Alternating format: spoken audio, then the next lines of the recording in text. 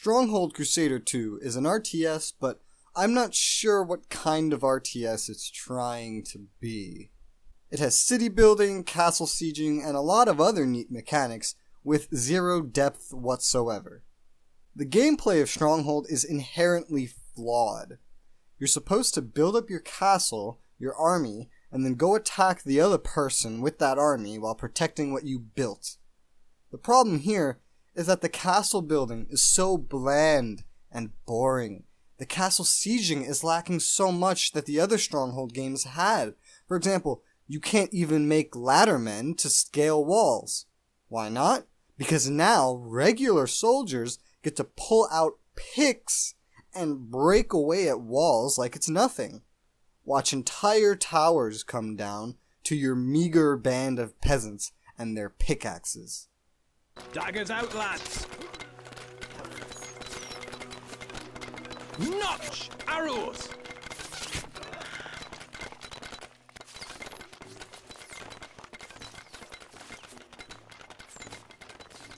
My lord, perhaps we can attract more workers to the castle if word spreads. The building of an army is also so tedious, with unit caps and having to multitask the castle building every time you start a new match so that you can afford the units in a way that feels like a drudgerous chore.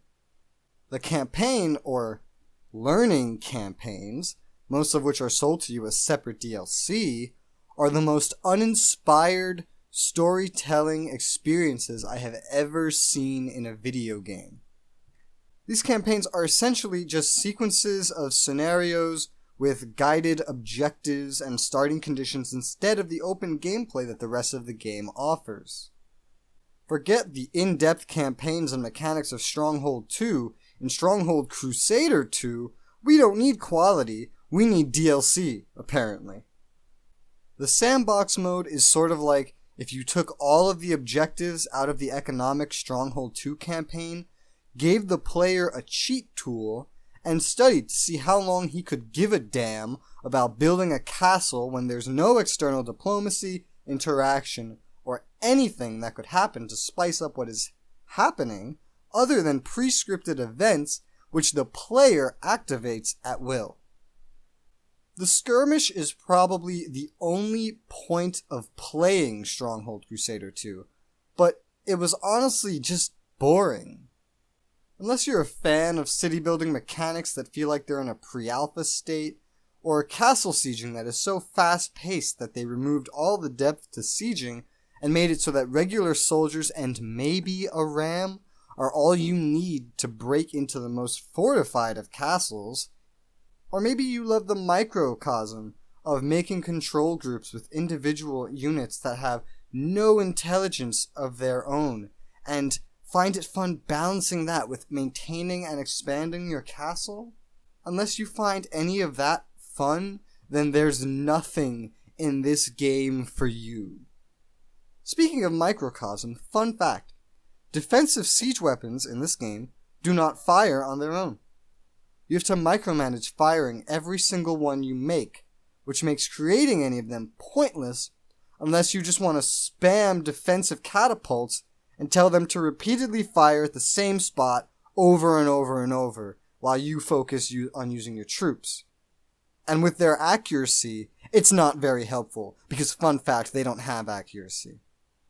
A little ironically, the game supports modding and sees mods created by users that not only prove that Stronghold Crusader 2 has the capabilities of scripting and design to support some very in-depth and interesting battles and storylines all on one map, but help to prove that the development team didn't care to put anything like that in the game whatsoever by themselves. The graphics of this game aren't even remotely good. In screenshots they may appear to be because nothing's moving, but watch the actual footage.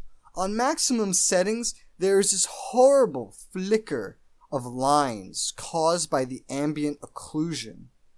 With AO off, you are left with a bland scene where shadows and detail despawn at such a short distance it really makes you scratch your head.